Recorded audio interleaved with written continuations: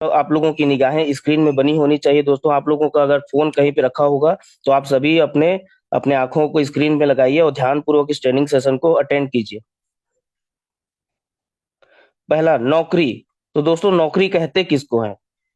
तो नौकरी उसको बोलते हैं फ्रेंड्स, जो इंसान अपने समय को बेचकर दूसरे के अंडर में रहकर जो इनकम करते हैं उसे नौकरी कहते हैं। मतलब कोई इंसान अपना पढ़ लिख लिया तो उसके में स्किल आ गया, तो अब उसको नौकरी कैसे क्या होता है?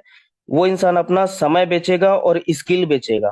अपना क्या बेचेगा? गुण, क्वालिटी बेचेगा और समय बेचेगा, और दूसरे के अंडर में रह के काम करता है, मतलब उसके ऊपर में कोई बॉस रहता है। उसको क्या बोलते हैं? नौकरी। या दूसरे शब्दों में कहें तो इसका एक और दूसरा परिभाषा है, जो इंसान अपने मर्जी का नहीं करके दूसरे का कहने को करे उसे नौकरी कहते हैं। जैसे नौकरी में कोई बॉस आपको बोलेगा इस फाइल को वहां लेकर जाइए, इस काम को वो कीजिए, मतलब नौकरी में आपके ऊपर एक बॉस रहेगा, वो आपको ऑर्डर देते रहेगा। मतलब वो इंसान अपने मर्जी का कोई काम नहीं कर सकता है, उसके ऊपर वाले जब तक उसको जो ऑर्डर देंगे उसको वो फॉलो करना पड़ेगा, चाहे उसकी मर्जी हो चाहे ना हो। मतलब कुल मिला के जो इंसान अपने मर्जी का नहीं करके अपने बॉस का जो कहना मानता है उसको मानना ही पड़ेगा, है ना? इसको क्या बोला जाता है? नौकरी कहा जाता है। ठीक फ्रेंड्स, नेक्स्ट स्लाइड है हमारा।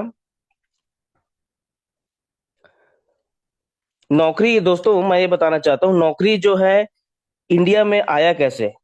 पहले नौकरी इंडिया में नहीं चलता था। जो नौकरी शब्द है, जो जॉब है, वो इंडिया में नहीं चलता था। इसको अंग्रेजों ने लाया है। ईस्ट इंडिया कंपनी के माध्यम से इसको अंग्रेजों ने इंडिया में लाया है, क्योंकि उनको अपना कंपनी का विस्तार करना था, तो इसलिए उन्होंने नौकरी को अंग्रेजों ने लाया है। तो अब मैं आपको कुछ चीजें खास बताना चाहता हूँ फ्रेंड्स। खास चीज ये है, पहले के समय में बात कर रहा हूँ, जो लोग खेती करते थे उसको उच्च दर्जे का काम माना जाता था। जो लोग पहले खेती किसानी का काम करते थे उसको अच्छा काम माना जाता था, उच्च वर्ग का काम माना जाता, उसको मतलब अच्छे श्रेणी का काम माना जाता था शुरुआती दौर में। आप अपने दादा परदादा लोगों के समय में पूछिएगा तो जो खेती बाड़ी करते थे, खेती किसानी, उनको उच्च वर्ग का माना जाता था, और व्यापार करते थे उनको मध्यम वर्ग का माना जाता था। और नौकरी को लोग उस समय निम्न समझते थे। क्या समझते थे दोस्तों? निम्न समझते थे। पहले के दौर में आपके दादा परदादा के समय में खेती को उच्च वर्ग माना जाता था, व्यापार को मध्यम वर्ग का माना जाता था, और नौकरी को तो एकदम निम्न माना जाता था। नौकरी कोई करता ही नहीं था। आप अपने दादा परदादा लोगों से पूछ लीजिएगा या अपने पापा लोगों से, उनको फ्री में नौकरी दिया जा रहा होगा। पकड़ पकड़ के लोग पहले ले जाते थे, भैया इस कंपनी में नौकरी कर लो, नौकरी कर लो। लोग छोड़ देते थे कि हमको नहीं करना, हमको खेती किसानी में हम खुश हैं, शुरुआती दौर में। लेकिन अब क्या हो गया दोस्तों? आज प्रतियोगिता का दौर आ चुका है। प्रतियोगिता का दौर। प्रतियोगिता के दौर में क्या होता है दोस्तों? आज नौकरी इतना फेमस हो गया है कि अब नौकरी को लोग उच्च दर्जे का काम मानते हैं। नौकर बनने के काम को उच्च दर्जे का काम माना जाता है। व्यापार आज भी मध्यम वर्ग में है और खेती को लोग अब निम्न समझते हैं। इस दोनों पॉइंट को मैं फिर क्लियर करना चाहता हूँ। पहले के समय में, दादा परदादा लोगों के समय में खेती को उच्च वर्ग माना जाता था, मध्यम वर्ग में व्यापार था, नौकरी को निम्न दर्जे का काम समझते थे लोग पहले। लेकिन आज नौकरी प्रतियोगिता के दौर में आ चुका है। नौकरी को लोग आज उच्च दर्जे का काम मानते हैं। जो नौकरी पा जाता है उसको लोग उच्च दर्जे का काम मानते हैं। व्यापार आज भी मध्यम वर्ग में है, और खेती किसानी को लोग अब निम्न समझते हैं, छोटा काम समझते हैं खेती किसानी को। तो समझ जाइए दोस्तों, हर चीज का ना तीन दौर होता है। किसी भी चीज का ना तीन दौर होता है। पहला दौर शुरुआती दौर होता है, दूसरा दौर जो होता है प्रसिद्धि का दौर होता है, और तीसरा होता है प्रतियोगिता का दौर। इंसान के उम्र का भी, कोई इंसान जब जन्म लेता है तो उसको भी तीन दौर से गुजरना पड़ता है दोस्तों, बचपन, जवानी और बुढ़ापा। कोई भी इंसान इस दुनिया में पैदा होता है तो उसको भी तीन स्टेज से होकर जाना पड़ता है, बचपन, जवानी और बुढ़ापा। उसी प्रकार कोई किसी भी काम को तीन दौर से होकर गुजरना पड़ता है, शुरुआती दौर, प्रसिद्धि दौर, प्रतियोगिता का दौर। पहले के दौर में खेती उच्च दर्जे में था, व्यापार मध्यम वर्ग में था, नौकरी को लोग निम्न समझते थे। लेकिन आज प्रतियोगिता के दौर में नौकरी उच्च दर्जे का काम हो चुका है, खेती किसानी निम्न होता है। मैं आपको कुछ उदाहरण से समझाना चाहता हूँ फ्रेंड्स, कुछ एग्जाम्पल के माध्यम से। जैसे ट्रेन, ट्रेन जिसमें आप लोग सफर करते हैं। ट्रेन को भी अंग्रेजों ने ही लाया है। तो शुरुआती दौर में जब ट्रेन इंडिया में आया था तो लोग इसको काला भूत बोलते थे। क्या बोलते थे? काला भूत बोलते थे।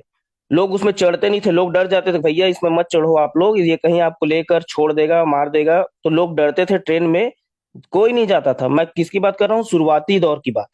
शुरुआती दौर में लोग ट्रेन को काला भूत समझते थे, कोई ट्रेन में सफर नहीं करता था, लोगों को जबरदस्ती भर भर के बैठाया जाता था, लोग डरते थे। तो ये ट्रेन का शुरुआती दौर था। लेकिन आज ट्रेन प्रतियोगिता के दौर में आ चुका है। आप मुंबई जाइए, दिल्ली जाइए, लोग खुद वहां पे एकदम भीड़ लगाकर खड़े होते हैं ट्रेन में जाने के लिए। तो समझे दोस्तों, मैं ये बताना चाह रहा हूँ कि हर चीज का एक शुरुआती दौर, प्रसिद्धि दौर और प्रतियोगिता का दौर होता है। तो ट्रेन को भी शुरुआती से प्रतियोगिता के दौर में गुजरने में बहुत संघर्ष का सामना करना पड़ा है।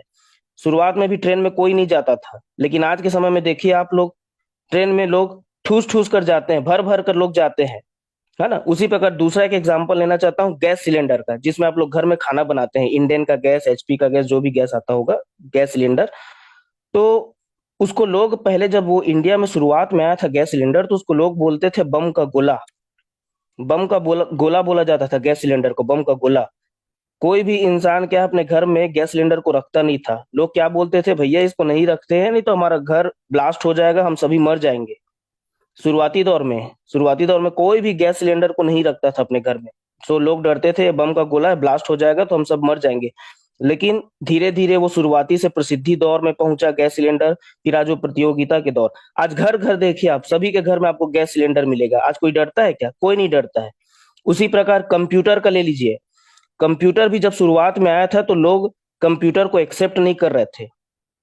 जो कमजोर दिमाग के लोग थे वो कंप्यूटर को समझ नहीं पा रहे थे, तो वो उन्होंने कंप्यूटर को इग्नोर किया। लेकिन शुरुआती दौर में जिन लोगों ने, जिस बिजनेसमैन लोगों ने कंप्यूटर के सिस्टम को अडॉप्ट किया, स्वीकार किया, जैसे माइक्रोसॉफ्ट हो गया, एप्पल, गूगल, बड़ी बड़ी कंपनियां, जिन्होंने कंप्यूटर को स्वीकार किया, वो आज अरबपति खरबपति बन चुके हैं। तो दोस्तों, इसी प्रकार मैं बता रहा हूं, अभी भी जो हमारा नेटवर्क मार्केटिंग है वो शुरुआती दौर में है दोस्तों। शुरुआती दौर में हमारा जो नेटवर्क मार्केटिंग, जो हम यू टेक बिजनेस कर रहे हैं, वो कौन से दौर में चल रहा है फ्रेंड्स? शुरुआती दौर में चल रहा है। तो किसी भी काम को अगर आपको पकड़ना है तो उसके शुरुआती दौर में पकड़िए। पहले के समय में बताइए, नौकरी कितनी आसानी से मिल जाती थी। कोई 8वीं 9वीं पढ़े तो आसानी से मिल जाती थी। लेकिन आज नौकरी प्रतियोगिता के दौर में पहुंच चुका है। किसी को भी नौकरी नहीं मिल पा रही है, किसी को भी नौकरी नहीं मिल पा रही, क्योंकि नौकरी कहाँ पहुंच चुका है? प्रतियोगिता के दौर में। तो उसी प्रकार दोस्तों, यू टेक बिजनेस भी, जो नेटवर्क मार्केटिंग जो बिजनेस है हमारा, वो शुरुआती दौर में है। किसी भी बिजनेस में आपको अगर फास्ट जल्दी सक्सेस होना है तो शुरुआती दौर में उसको, चीज को स्वीकार करना चाहिए। जिन्होंने कंप्यूटर को शुरुआती दौर में पकड़ा, कंप्यूटर के जो प्लेटफॉर्म को शुरुआती दौर में पकड़ा, वो माइक्रोसॉफ्ट कंपनी आज देखो अरबपति खरबपति हो चुके हैं। और जिन्होंने इस कंप्यूटर को ठोकर मारा शुरुआती दौर में, वो आज कहीं के नहीं रह गए, बर्बाद हो गए। तो इस प्रकार दोस्तों, हर चीज को 3 दौर से गुजरना पड़ता है: शुरुआती का दौर, प्रसिद्धि का दौर, प्रतियोगिता का दौर। उसी प्रकार इंसान को भी 3 दौर से गुजरना पड़ता है: बचपन, जवानी, बुढ़ापा। तो हमारा जो इंडस्ट्री है दोस्तों, वो भी इंडिया में, भारत में शुरुआती दौर में है। तो इसको आप अच्छे से स्वीकार कीजिए।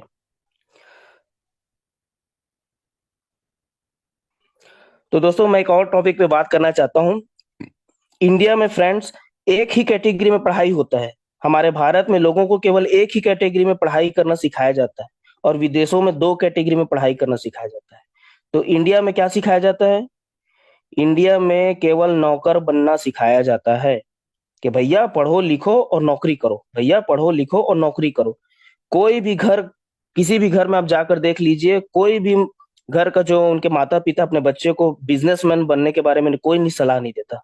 सब क्या बोलेंगे उसको?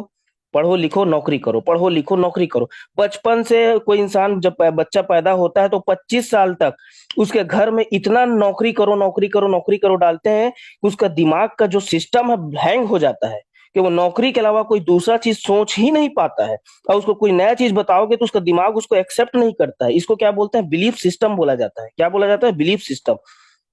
बिलीफ सिस्टम बनता कैसे है फ्रेंड्स? जो इंसान जिस माहौल में पैदा होता है, तो वो स्कूल में पढ़ने जाएगा तो उनके दोस्त यार मिलेंगे, अड़ोसी पड़ोसी में दोस्त यार मिलेंगे। मतलब जिस माहौल में वो रहेगा, जो बातें वो सुनता है, लगातार सुनता है, बार बार सुनता है, तो वही चीज उसके माइंड में क्या हो जाता है? फिक्स हो जाता है। वो उसी चीजों को सही मानने लगता है। उसी चीज को सही मानने लगता है। तो बिलीफ सिस्टम को तोड़ने का तरीका क्या है, मैं वो भी बताता हूँ आपको। तरीका यह है दोस्तों, एक के बाद एक अगर आप गुड परफॉर्मेंस, गुड बिहेवियर को लगातार करते रहोगे तो आपका पुराना बिलीफ सिस्टम टूटने लगता है। तुरंत नहीं टूटेगा भाई। जिस बच्चे को 25 साल 26 साल तक पढ़ो लिखो नौकरी करो, पढ़ो लिखो नौकरी करो दिमाग में डाला गया है, तो 25 साल का जो बिलीफ सिस्टम है कैसे 2 मिनट में टूट जाएगा? 2 मिनट में नहीं टूट सकता। उसको लगातार ट्रेनिंग मीटिंग आना है, अपना गुड बिहेवियर, गुड परफॉर्मेंस को लगातार, जैसे हम सिक्के का ढेर लगाते हैं ना, एक सिक्के के ऊपर दूसरा सिक्का, दूसरे सिक्के के ऊपर तीसरा सिक्का, चौथे सिक्के के ऊपर पांचवा सिक्का रखते हैं, तो सिक्के का ढेर लगते जाता है। वैसे ही अच्छी आदतों को अच्छी आदतों को, गुड परफॉर्मेंस को लगातार एक के बाद एक करते जाओगे तो आपका बिलीफ सिस्टम क्या हो जाता है, टूटने लगता है। तुरंत नहीं टूटता है, टूटता जरूर है लेकिन तुरंत नहीं टूटता। उसको आपको एक के ऊपर एक अच्छी परफॉर्मेंस को लेते रहना है। जैसे आपको इस ट्रेनिंग मीटिंग में आप एक दिन आए, अब उसके बाद आप 25 दिन गोल हो गए, तो आपका बिलीफ सिस्टम नहीं टूटेगा। आप ट्रेनिंग में आए और 25 दिन के लिए गायब हो गए तो आपका बिलीफ सिस्टम नहीं टूटने वाला। आपको लगातार ट्रेनिंग मीटिंग में आते रहना पड़ेगा, लगातार हर दिन आना पड़ेगा।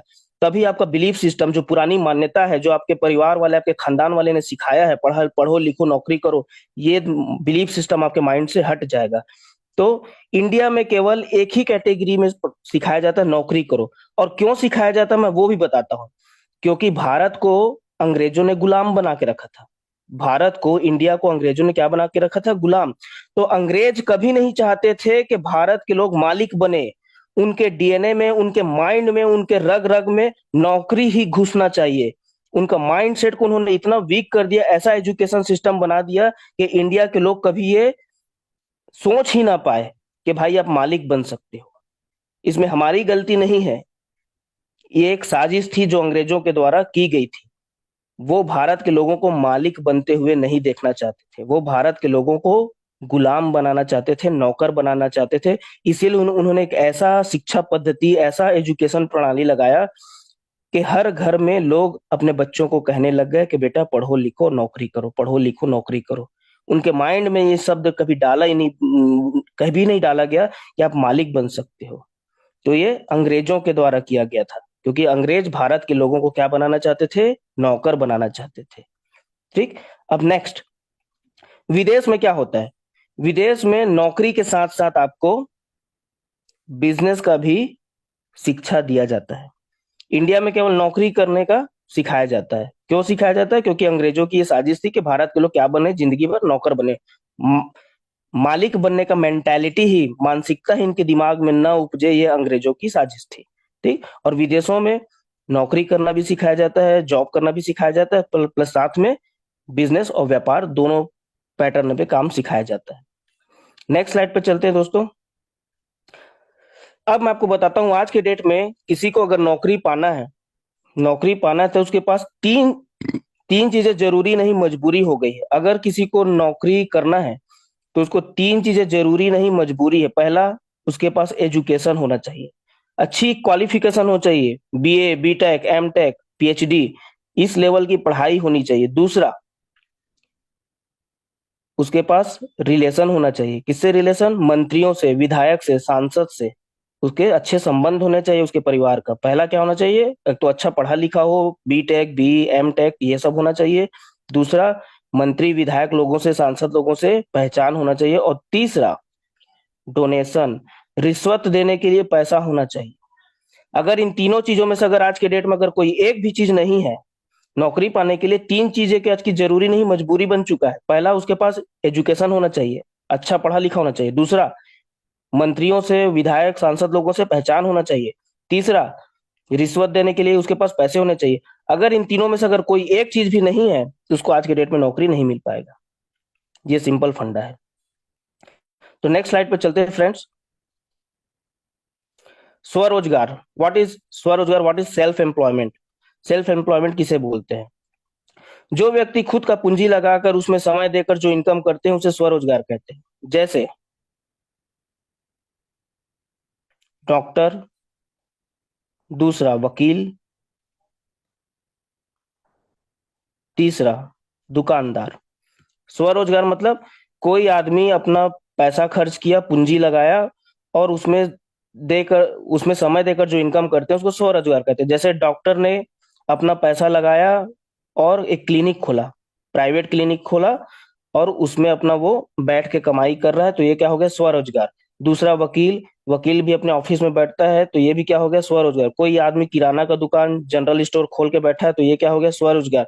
कोई इंसान स्कूल खोल के बैठा है, विद्यालय खोल के बैठा है, तो वो क्या हो गया? स्वरोजगार। मतलब सेल्फ एम्प्लॉयमेंट, वो अपने आप को स्वयं रोजगार दिया उसने। उसके पास पैसे थे तो उसने अपना क्लिनिक खोल लिया, उसने अपना दुकान डाल दिया, उसने अपना स्कूल खोल दिया, तो ये सब क्या होता है? स्वरोजगार होता है। तो ये दूसरे कैटेगरी का पैसे कमाने का तरीका हो गया। पहला था नौकरी, दूसरा हो गया स्वरोजगार। नेक्स्ट स्लाइड पर चलते हैं फ्रेंड्स। हाँ, तो स्वरोजगार में एक और पॉइंट बताना था, ये लोग अपने काम में दोस्तों जब तक समय देंगे तब तक पैसा कमाएंगे। मतलब डॉक्टर जब तक अपने क्लिनिक में जाएगा, पेशेंट मरीज लोगों का इलाज करेगा, तब तक पैसा कमाएगा। वकील जब तक अपने ऑफिस में जाके केस लड़ेगा तब तक पैसा कमाएगा। दुकानदार जब तक अपने दुकान में जाकर बैठेगा तभी वो पैसा कमा पाएगा, है ना? तो ये लोग कुल मिला के जब तक अपने काम में जब तक समय देते रहेंगे, टाइम देते रहेंगे, तब तक वो क्या कमाएंगे? पैसा कमाएंगे। तो नेक्स्ट स्लाइड है फ्रेंड्स, पैसे से पैसा। ये बड़ा इंटरेस्टिंग चीज है कि लोग पैसे से भी पैसा कमाते हैं। पैसे से पैसा कैसे कमाया जाता है? जिन लोगों के पास लाखों करोड़ों का बैंक बैलेंस होता है, वो लोग अपने पैसे को ब्याज में देते हैं। किसमें देते हैं दोस्त? ब्याज में देकर मूलधन प्लस ब्याज वसूल कर पैसा कमाते हैं, या फिर बहुत बड़े फ्लैट या बिल्डिंग को बनाकर किराए में देकर पैसा कमाते हैं। मान लीजिए आप लोगों के पास, किसी के पास करोड़ों रुपए है, तो वो क्या किया? उस पैसे से वो बिल्डिंग बना दिया, फ्लैट बना दिया, मकान बना दिया, और उसको क्या दे दिया? वो भाड़े पे, किराए पे दे दिया। तो वहां से वो पैसे पे पैसा बना रहा है। या दूसरा, उसके पास अगर बहुत पैसा है, मान लो 1 करोड़ है, तो वो उसका फिक्स डिपॉजिट कर देगा। एफडी बोलते हैं जिसको, फिक्स डिपॉजिट, साउदी जमा बोलते हैं, साउदी जमा खाता। फिक्स डिपॉजिट कर दिया तो उसमें उसको सालाना ब्याज मिलेगा। मान लो 5 लाख रुपए का वो फिक्स डिपॉजिट कर दिया स्टेट बैंक ऑफ इंडिया में, तो उसको साल का 40-50 हजार रुपए ब्याज मिलेगा। तो इसको क्या बोलते हैं? पैसे से पैसा कमाना। जिन लोगों के पास बहुत सारा पैसा रहता है, उन लोग अपना पैसा को या तो बिल्डिंग बनाकर, मकान बनाकर किराए में देकर पैसा कमाते हैं, या अपने पैसे को फिक्स डिपॉजिट करके उसके ब्याज में पैसा कमाते हैं। ठीक। नेक्स्ट स्लाइड है फ्रेंड्स, बिजनेस। बिजनेस किसे बोलते हैं? किसी भी वस्तु विनिमय की आदान प्रदान की प्रक्रिया को बिजनेस कहते हैं। मतलब जब किसी वस्तु का आदान प्रदान होता है, मतलब अगर मान लो आप कोई टूथपेस्ट ले रहे हो, तो उसमें क्या होता है? आप टूथपेस्ट लोगे तो सामने दुकान वाले को क्या दोगे? पैसा दोगे। दोनों का आदान प्रदान होता है। ग्राहक दुकानदार को क्या देता है? पैसे देता है, और दुकानदार उस पैसे के बदले में उसको क्या देता है? प्रोडक्ट देता है। तो किसी भी वस्तु के विनिमय की आदान प्रदान की प्रक्रिया को क्या कहा जाता है दोस्तों? बिजनेस कहा जाता है। अब बिजनेस कैसे बिजनेस कितने प्रकार से होता है दोस्तों, मैं उसके बारे में बात करना चाहता हूं।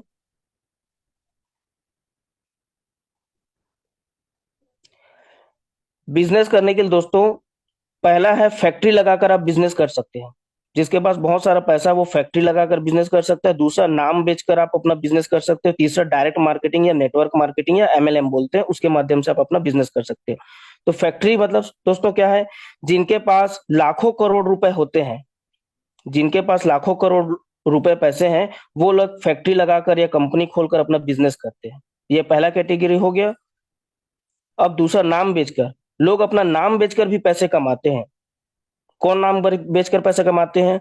जिन लोगों को पूरी दुनिया जानती है, वो लोग नाम बेचकर पैसे कमाते हैं। जैसे शाहरुख खान, सलमान खान, अक्षय कुमार, विराट कोहली, कपिल शर्मा, महेंद्र सिंह धोनी इत्यादि। आप लोग या हम लोग पॉपुलर हैं क्या? हमारा हमारे नाम का क्या वैल्यू है? लेकिन अगर सलमान खान, शाहरुख खान, अमिताभ बच्चन लोग ये अपने नाम से पैसा कमा रहे हैं, क्योंकि वो एक क्या बन चुके हैं? ब्रांड बन चुके हैं। उनका क्या है? एक ब्रांड है पूरे ऑल ओवर इंडिया में। तो वो अपना नाम बेचकर पैसे कमाते हैं। नाम बेचकर कैसे पैसे कमाते हैं? विज्ञापन करके, एडवर्टाइजमेंट में, टीवी में देखिएगा, ठंडा ठंडा कूल कूल नवरत्न तेल लगा लीजिए, बोरो प्लस खरीद लीजिए। तो उनको लोग पैसा देते हैं, बड़ी बड़ी कंपनियां। हम अगर जाके बोलेंगे भैया हमको भी अपना नाम बेचना है, तो हमको इंडिया में जानता ही कौन है? कोई नहीं जानता, है ना? तो जिनके पास जो पॉपुलर इंसान है, जो प्रसिद्ध व्यक्ति है, वो लोग अपना नाम बेचकर पैसे कमाते हैं। जैसे अमिताभ बच्चन, शाहरुख खान, ये लोग अपना नाम बेचकर पैसे कमाते हैं। क्यों कमाते हैं भैया? कि उन्होंने मेहनत किया है, उन्होंने अपने नाम को बनाने के लिए, अपने आप को ब्रांड बनाने के लिए उन्होंने मेहनत किया है, तब लोग उनको पैसा देते हैं। ठीक। अब नेक्स्ट है फ्रेंड्स, डायरेक्ट मार्केटिंग, जिसको नेटवर्क मार्केटिंग भी बोला जाता है, डायरेक्ट सेलिंग भी बोला जाता है, या मल्टी लेवल मार्केटिंग भी बोला जाता है। डायरेक्ट मार्केटिंग में कौन सी कंपनी करे, क्योंकि हमारे इंडिया में बहुत सारी कंपनियां चल रही है, तो हम लोग डिसाइड नहीं कर पाते हैं कि कौन सी कंपनी करे कि ना करे। तो दोस्तों, हमारे पास, आप लोगों के पास एक सुनहरा अवसर आया हुआ है, न्यू जनरेशन का कॉन्सेप्ट आया है दोस्तों। उस कॉन्सेप्ट का नाम है, जिस कॉन्सेप्ट का नाम है friends, यूटेक infotech private limited. यूटेक business की यूनिक यूनिक सेलिंग पॉइंट के बारे में मैं आप लोगों को थोड़ा बताना चाहता हूँ फ्रेंड्स, कि यूटेक का यूनिक सेलिंग पॉइंट के बारे में आप लोगों से बात करना चाहता हूँ। इस बिजनेस को करने के लिए ना तो डिग्री चाहिए दोस्तों, कोई डिग्री डिप्लोमा करने की जरूरत नहीं है। दूसरा है, ना तो डिप्लोमा भी नहीं चाहिए। तीसरा है, इस बिजनेस को करने के लिए ना तो लाखों रुपए इन्वेस्टमेंट करने की भी जरूरत नहीं, मात्र 590 रुपए जिंदगी में एक बार लगाकर आप इस बिजनेस की शुरुआत कर सकते हैं। चौथा पॉइंट है फ्रेंड्स, इस बिजनेस को करने के लिए घर घर जाने की जरूरत भी नहीं है आपको। पांचवा पॉइंट है फ्रेंड्स, ना तो सामान खरीदना है और ना ही घर घर बेचने जाना है आपको। और फ्रेंड्स, इस बिजनेस को करने के लिए अपना पुराना वर्क छोड़ने की भी जरूरत नहीं है। आप इस बिजनेस को अपने पार्ट टाइम में कर सकते हो, 1 घंटा 2 घंटा करके अपने साथ में, अपने जो भी जॉब कर रहे हो, नौकरी कर रहे हो उसके साथ में, या बिजनेस कर रहे हो, कोई दुकान भी चला रहे हो, तो साथ में पार्ट टाइम में इस बिजनेस को बिल्ड कर सकते हो। अगर फ्रेंड्स आप गवर्नमेंट जॉब में हो या प्राइवेट जॉब में हो, बिजनेसमैन हो, स्टूडेंट हो या गृहिणी हो, कोई भी व्यक्ति इस बिजनेस को बहुत आसानी से कर सकता है। आपके पास में सिर्फ एक मोबाइल होना चाहिए, एक स्मार्टफोन होना चाहिए, और साथ में इंटरनेट कनेक्शन होना चाहिए। इस बिजनेस में फ्रेंड्स कस्टमर की हैबिट को बदलने की जरूरत नहीं है। क्यों नहीं है कस्टमर की आदत को बदलने की? क्योंकि मोबाइल रिचार्ज, टीवी रिचार्ज, बिजली बिल, पेट्रोल डीजल, ये सब तो हर कोई भरवाता है, तो इसमें कोई नई बात तो है नहीं। तो इस बिजनेस में आपको कस्टमर की आदत को बदलने की जरूरत बिल्कुल भी नहीं पड़ती है दोस्तों। यहाँ लेफ्ट राइट वाला कोई झंझट नहीं है दोस्तों, कोई जोड़ा जोड़ी बनाने वाला झंझट नहीं है। इंस्टेंट पे आउट आता है आपका, काम का पैसा आपको तुरंत मिलता है, पलक झपकते हैं इंस्टेंट इनकम मिलता है फ्रेंड्स। और इंडिया की पहली इकलौती कंपनी है फ्रेंड्स, जो आपको 15 आईडी एक्टिव करने पर फैमिली सपोर्ट या फैमिली सिक्योरिटी दे रही फ्रेंड्स। 15 आईडी लगाकर जैसे आप ब्रॉन्ज डायरेक्टर बनते हैं, तो आपका फैमिली सिक्योरिटी आपके लिए, उसके लिए आप एलिजिबल हो जाते हैं। इंडिया की पहली इकलौती कंपनी है फ्रेंड्स यूटैग, जो आपको सिल्वर लेवल पर कंपनी टर्नओवर की 1% रॉयल्टी दे रही है। जैसे ही आप सिल्वर रैंक अचीव करते हैं फ्रेंड्स, तो आपको सिल्वर रैंक से ही आपको कंपनी के पूरे टर्नओवर का 1% रॉयल्टी आपको मिलना चालू हो जाता है फ्रेंड्स। तो बस दोस्तों, इतना ही मेरा आज का ट्रेनिंग प्रोग्राम इतना ही था।